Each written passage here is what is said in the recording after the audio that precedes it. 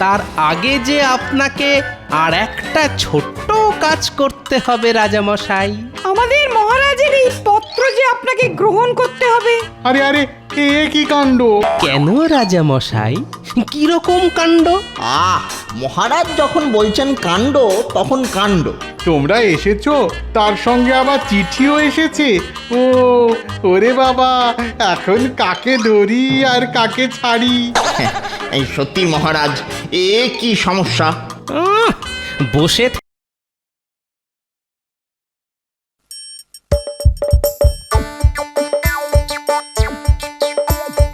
আসছে গোপাল, যাচ্ছে গোপাল, ভাবছে গোপাল, হাসছে গোপাল, আসছে গোপাল, যাচ্ছে গোপাল, ভাবছে গোপাল, হাসছে গোপাল। যুগের পরে যুগ কেটে যায়, মানুষ তাকে ভোলে না। যুগের পরে যুগ কেটে যায়, মানুষ তাকে ভোলে না। চলে না রে, চলে না রে, চলে না রে, চলে না, চলে না রে, চলে না রে, কাকে ছাড়া চলে না। কে সে পরিচয় গীতা, হাসির রাজা, জ্ঞানের রাজা, রসিক রাজা, গোপাল ভাঁড়। হাসির রাজা, জ্ঞানের রাজা, রসিক রাজা, গোপাল ভাঁড়। হাসির রাজা, জ্ঞানের রাজা। এই তো সবাই দেখছি ঠিক সময়ে এসে গেছো। তবে আজ যে সবাই বেশ চাপে আছো, সেটা সবার মুখ দেখেই বুঝতে পারছি। আমি তো সব সময় চাপে থাকি মহারাজ। এই এত বড় রাজ্যের সব খোঁজ খবর রাখা, এ কি আর চারটিখানি কথা? চাপের মধ্যে থেকে থেকেই তো ওই মন্ত্রী মশাইয়ের চেহারা এরকম আমসত্ত্বের মতো হয়ে গেছে মহারাজ। আমার শরীরের দিকে নজর না দিয়ে গোপাল, তুমি বরং নিজের ওই তরমুজের মতো ভুঁড়িটা সামলাও। ও সকাল সকাল আবার এই তরমুজ আমসত্ত্ব! তোমরা একটু থামবে? আমি তো থেমেই আছি মহারাজ।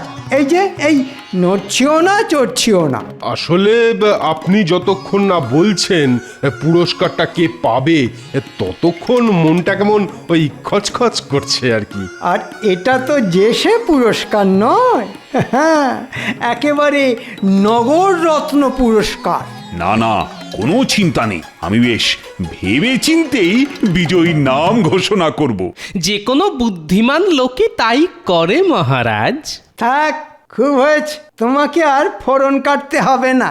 মহারাজ বিবেচক ব্যক্তি, নিশ্চয়ই বিচার বিবেচনা করেই কিছু একটা করবেন। এক রামে রক্ষে নেই, সুগ্রীব দোসর। বৈদ্য ঠিক দেখে দেখে গোপালের গলায় গলা মেলাচ্ছে। কৃষ্ণনগরের সেরা ব্যক্তি, মানে যে জ্ঞানী বুদ্ধিতে কাজকর্মে সেরা, তাকেই তো নগর রত্ন দিতে হবে। কি মন্ত্রী, তাই তো? মহারাজ, মিছিমিছি সময় নষ্ট না করে এবার নামটা বলেই দিন। না না না না না, ব্যস্ত হবেন না, ব্যস্ত হবেন না। ধৈর্যং পরমং ধর্মং। ধৈর্যের একেবারে বট গাছ। তোমার ধৈর্য আছে, তুমি ধরো, আমার নেই, আমি তাই ধরতেও পারবো না। না না না না, তোমাদের আর নিজেদের মধ্যে ধরাধরি করতে হবে না। যা করার আমিই করে দিচ্ছি। হ্যাঁ হ্যাঁ মহারাজ, সেই ভালো, হয় ছক্কা না হয় ফক্কা। মনে হচ্ছে ওই মন্ত্রী মশাই পুরস্কারটা পাবেন, তাই মনে মনে উত্তেজনায় একেবারে টকবক টকবক করে ফুটছেন। মোটেই না, আমি কর্ম করি, ফলের আশা করি না। এ মহারাজ যদি চান, তাহলে ল্যাং ল্যাং করে পুরস্কার নিয়ে একেবারে ড্যাং ড্যাং করে বাড়ি চলে যাবেন, তাই তো? না না, মন্ত্রীকে পুরস্কার দিলে জনগণ অন্যরকম কিছু ভাবতে পারে। হাজার হোক রাজ্যের মন্ত্রী বলে কথা। দিলেন তো মহারাজ, মন্ত্রী মশাইয়ের মনটা ভেঙে দিলেন তো। আহা, আপনার কথাটা শুনে মন্ত্রী মশাইয়ের মুখটা ঠিক যেন ওই ওই ওই মণিহারা ফণির মতো হয়ে গেল মহারাজ। তবে ওই জ্ঞান বুদ্ধির প্রশ্নে রাজপণ্ডিতই থাকবে সামনে। আমারও গণনা সেই রকমই তো বলছে। তাহলে তুমি আরেকবার বরং ভালো করে গণনা করো জ্যোতিষ। কেন মহারাজ, গণনায় কি কোনো ভুল আছে নাকি? অবশ্যই, তার কারণ নগররত্ন উপাধি রাজপণ্ডিত তো আর পাচ্ছে না, পাচ্ছে গোপাল। হ্যাঁ, আর অন্য কেউ নয় কিন্তু। জয় মহারাজের জয়।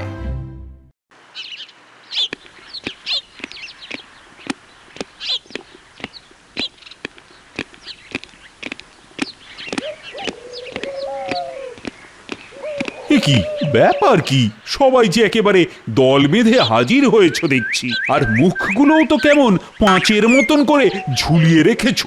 নতুন করে আবার কোনো বিপদ টিপদ হলো নাকি? বিপদ তো আপনি আদর করে ডেকে এনেছেন মহারাজ। সেটা কিরকম?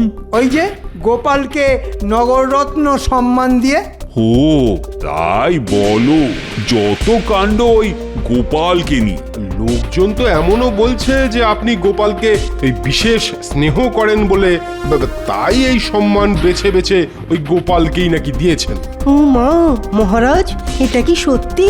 যোগ্যতা থাকা সত্ত্বেও রাজপণ্ডিত নগর রত্ন সম্মান কেন পেল না মহারাজ? প্রজাদের কাছে আমরা যে কি জবাব দেব সেটাই তো বুঝতে পারছি না। ওহো, জল তাহলে এত দূর গড়িয়ে গেছে। জল গড়িয়েই বা আর কি হবে মহারাজ? পণ্ডিত তো শুনলাম মনের দুঃখে জল পর্যন্ত স্পর্শ করছে না। তাহলে তো একটা কিছু করতেই হয়। এই তো মনে হচ্ছে কাজের কাজ কিছু হয়েছে। মহারাজ যেন একটু নড়ে চড়ে বসেছেন। তাহলে কি করবেন মহারাজ? সেটা না হয় কাল রাজসভাতেই দেখতে পাবে। তাহলে আমরা এখন আসি মহারাজ। হ্যাঁ হ্যাঁ, এসো এসো। আমি এবার তোমাদের সবার মনের মতো একটা কাজ করব। কি কাজ মহারাজ? আমি জানি আমার এবং গোপালের ঘনিষ্ঠতা অনেকেই মেনে নিতে পারছে না। একেবারে খাঁটি কথা বুঝেছেন মহারাজ। আমি তাই গোপাল আর তার জায়গায় তোমরা যাকে চাও, মানে সেই রাজপণ্ডিত, এই দুজনকেই ডেকেছি। তা ডেকেছেন যখন, তখন কি বলবেন বলে ফেলুন মহারাজ। হ্যাঁ হ্যাঁ, অলসং মস্তিষ্কং শয়তানস্য কারখানাং। নতুন কথা আর কি বলবেন মহারাজ? বলবেন তো ওই জানা কথা, গোপাল মহান আর বাকি সবাই হনুমান। আজ এই দুজনকেই আমি এমন একটা কাজ করতে দেব যে সেই কাজের শেষে সবাই জানতে পারবে আমি গোপালের বুদ্ধির কেন এত প্রশংসা করি।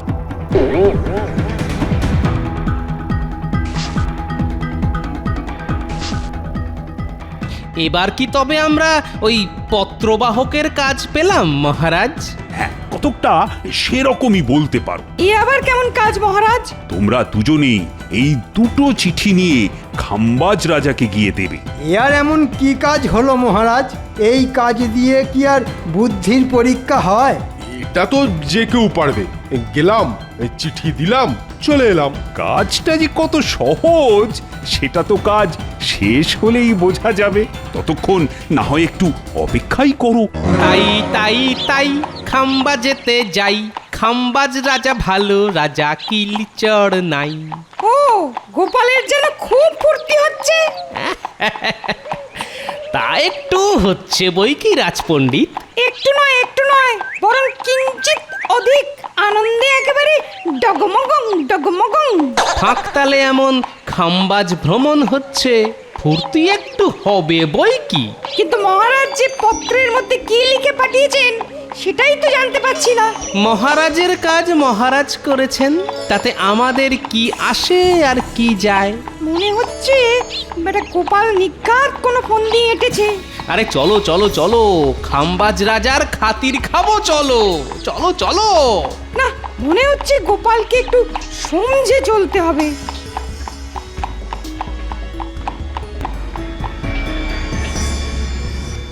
আমার খুব যুদ্ধ পাচ্ছে মন্ত্রী। চলুন না মহারাজ, তাহলে আমরা একটু যুদ্ধ করে আসি। কিন্তু কোথায় যুদ্ধ করব?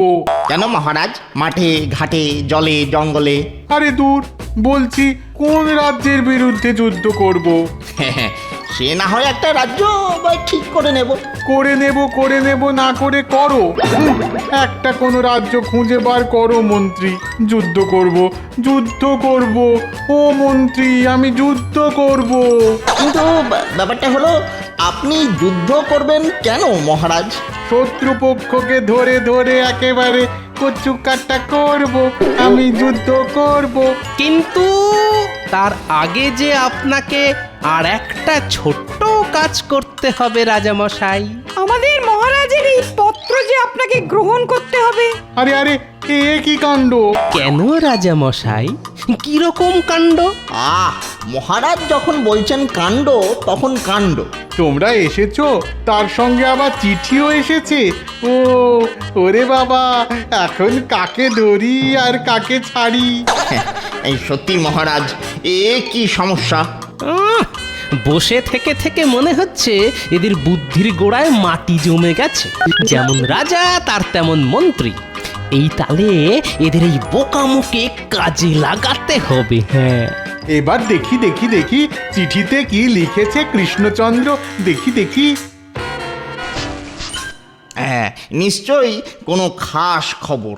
দুটো চিঠি, বাবা বাবা বাবা, দুটো চিঠি, দুটো চিঠি, তার মানে দুটো খাস খবর।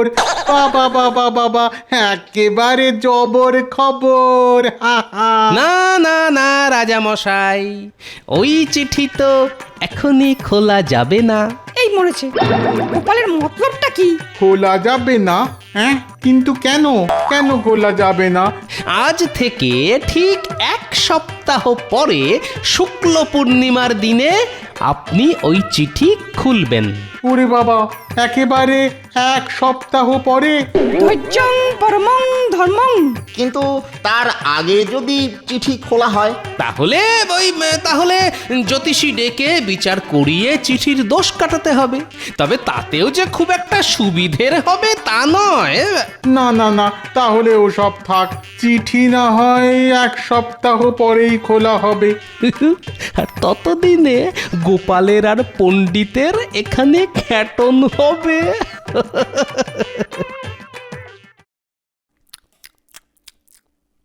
খাও পণ্ডিত খাও, যত পারো খাও। লাগে খাবার, দেবে খাম্বাজ রাজা।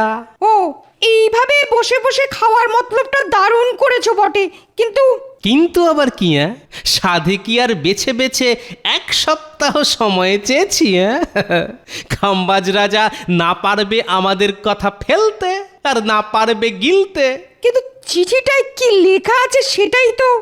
আর একটু সবুর করো, খাম্বাজ রাজা এই এলো বলে। হয়েছে হয়েছে, খুব হয়েছে। নাও নাও নাও, এবার সব তৈরি হয়ে নাও। এই তো নে খেয়ে একেবারে ওই সময় মতোই তৈরি হয়ে গেছি মহারাজ। মানে বলছিলাম যে 1 সপ্তাহ তো আজকেই শেষ। ব্যাস, তাহলে আমাদের খ্যাটনও শেষ। তাহলে চিঠিটা খুলেই ফেলি। খুলুন খুলুন মহারাজ, খুলুন। আমার তো এখন থেকেই কেমন একটু ইয়ে হচ্ছে। যা হচ্ছে হোক, আপনি বরং মহারাজ ওই একটু হেলে আর একটু দুলে এবার ফেলুন চিঠিটা খুলে। কিন্তু এ কি? জানতাম চিঠিতে কোনো গম্ভীর বিষয় আছে। দেখি দেখি দেখি দেখি, আর একটা কি লেখা আছে দেখি। ওমা, এ কি? ব্যাপারটা কি? রাজামশাই একটা করে চিঠি দেখছেন আর একেবারে বিষম খেয়ে উঠছেন। মহারাজ, বলছি যে নিজে পড়ুন ও অন্যকেও পড়ার সুযোগ করে দিন। হ্যাঁ হ্যাঁ হ্যাঁ, পড়ো পড়ো, তুমিও পড়ো, তুমিও পড়ো, একেবারে গড় গড় করে পড়ো।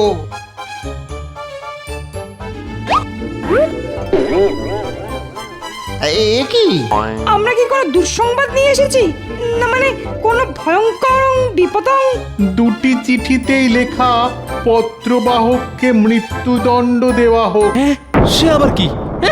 শেষে মহারাজ কৃষ্ণচন্দ্রের মনে মনে এই ছিল। ও, এ তো মেঘ না চাইতেই জল মহারাজ। কেন কেন কেন এরকম কেন বলছো মন্ত্রী? আপনি তো বলেছিলেন যে আপনার এখন কচু কাটা করতে ইচ্ছে করছে। হ্যাঁ হ্যাঁ হ্যাঁ, এবার তা একটু করছে বই কি। ব্যাস, তাহলে এই যে হাতের কাছে এই দুজনকে পেয়ে গেছেন, এদের দিয়েই হাতটা একটু ঝালিয়ে নিন।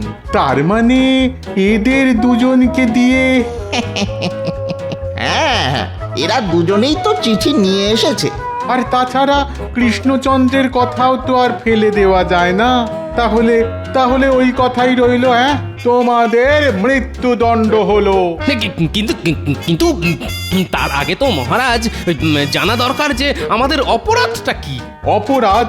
হ্যাঁ হ্যাঁ হ্যাঁ, তাও তো বটে, তাও তো বটে, তাও তো বটে। অপরাধটা যেন কি? লঘু পাপে? না না না, বিনা পাপে গুরুদণ্ড। ওই কানে চুলকান আর মাথায় চুলকান, কোনো কারণই খুঁজে পাবেন না। না না না না, তেমন তো কোনো কারণ মাথায় আসছে না। এই তবে মহারাজ, আপনি অত ব্যস্ত হবেন না। আজ না হোক কাল একটা না একটা কারণ ঠিক চলে আসবে। আসতেই পারে। নদীতে নদীতে জল আসে, গাছেতে ফল আসে, তেমন মাথাতেও কারণ আসবে। যতদিন না কারণ আসছে ততদিন কি আমরা দিনে মশা আর রাতে তারা গুনবো মহারাজ? না না, ওসব করার ঢের লোক আছে। তাহলে তাহলে আমরা এখন কোথায় যাব? সোজা কারাগার। হ্যাঁ, কারাগার মানে মৃত্যুদণ্ডের আগে কারাদণ্ড? ভালোই তো, মারতে না পারি ধরে তো রাখি, কি বলেন মহারাজ? শুধু ধরে নয়, দরকার হলে একেবারে বেঁধে রাখবো।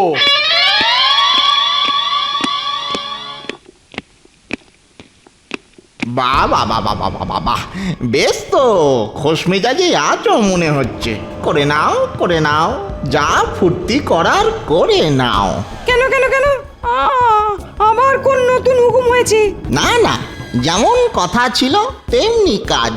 আমাদের রাজামশাই এক কথার মানুষ। কাল সকালেই তোমাদের ঘ্যাচাং ফু। তাই যা ফুর্তি করার এখনই করে নাও। ও গোপাল, এবার কি হবে? কেন পণ্ডিত মশাই, ওই কপালে যা লেখা আছে তাই হবে। সত্যি বলছি গোপাল, এই নগর রত্ন রত্ন ওসব আমার কিচ্ছু চাই না। আমি এসবের মধ্যে নেই। নেই বলছি কেন, মানে কখনোই ছিলাম না। কিন্তু সেটা আর এখন বলে কি হবে? যা হবার তা তো হয়েই গেছে। আর সঙ্গ দোষে এবার যে আমার প্রান্তীয় যেতে বসেছে পণ্ডিত মশাই। দয়া করে আমার প্রাণ রক্ষা করো গোপাল, না হলে যে কাল সকালে ওরে ওরে বাবা, ভাবলেই যে মাথা ঝিমঝিম ঝিমঝিম করছে। আচ্ছা, কাল সকালে খাম্বাজরাজ দুজনকেই মারবেন। বেশ, তাহলে যা করার তা ওই মরা নিয়েই করতে হবে। সে আবার কি গোপাল? আর সেটার জন্যে তোমাকেও আমার সঙ্গে একটু গলা মেলাতে হবে। শোনো, ভালো করে মন দিয়ে শোনো।